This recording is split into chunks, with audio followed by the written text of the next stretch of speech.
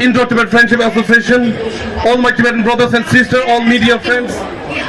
So today we are gathered here to commemorate the 64th Tibetan National Uprising Day. I seek your kind permission to address Tibetan Youth Congress official statement.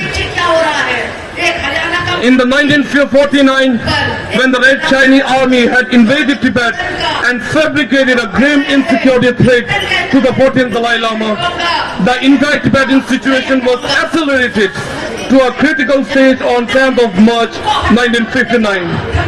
As a result, Tibetans from all the three tradition regions of Tibet stood united, take full responsibility and resist the Chinese military retaliation and their subjugated allegation over Tibet. Today we should be proud of our persistent, resilient and unwavering Tibetan spirit. Since the Tibet was gobbled up by the Chinese Communist regime and under its oppressive system, Tibet has been experiencing tremendous challenges: expropriation of Tibetan religious centers, detention of Tibetan intellectuals, and destruction and exploitation of Tibetan environmental ecosystem. In the past few decades, Tibet has been treated as a Chinese commercial zone and systematically eradicating the Tibetan language, indoctrinating the Tibetan education and obliterating the Tibetan identity.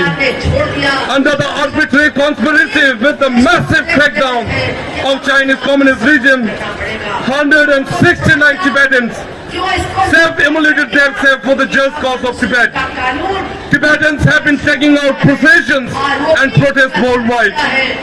Many well-known Tibetan scholars, poets, writers, educationists, and spiritual leaders being imprisoned and tortured by the Chinese Communist regime.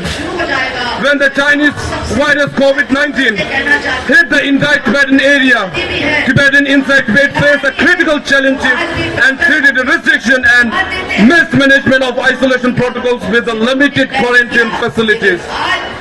The Chinese authorities have locked both the positive and negative tested Tibetan in the same room and implemented a discriminatory policy against the Tibetans. Under the Chinese colonial education system, over the 1 million Tibetans have been separated from their families and forcefully placed into the Chinese state-run colonial boarding schools. It is a genocidal policy to indoctrinate Tibetan children from their cultural roots and Tibetan language, Tibetan religion and cultural heritage. As under the Chinese massive surveillance system, they have been taking out hands on the mass collection of Tibetan DNA, including the children as young as 5 years old. We believe this is their newest attack on Tibetan identity. Massive surveillance system of the individual privacies and freedom of movement inside Tibet. Therefore, today we, the Tibetan Youth Congress, would like to urge both the Tibetan individuals and organizations to take a collective action against the massive surveillance system.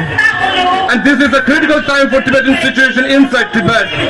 Along with the spontaneous COVID protests inside China, international communities have been reached a vigilant position against the Chinese Communist regime.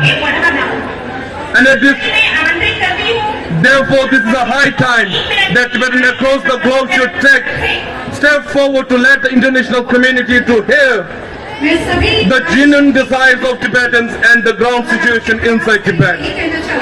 In the year 2022, thousands of Chinese citizens within the China have demonstrated with the white paper revolution against the dictatorship system of Chinese Communist regime.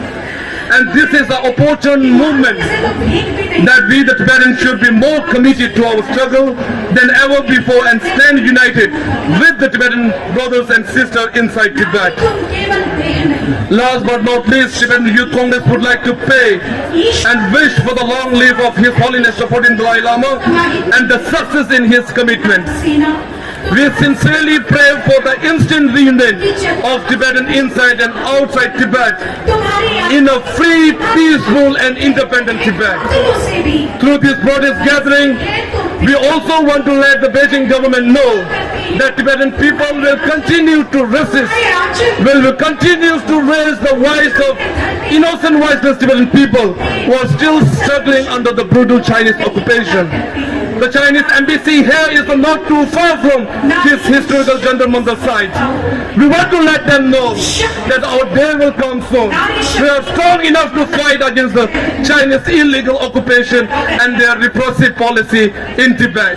Until our rightful independence is restored, we'll continue to resist, we'll continue to raise our voice. Thank you very much. Free Tibet.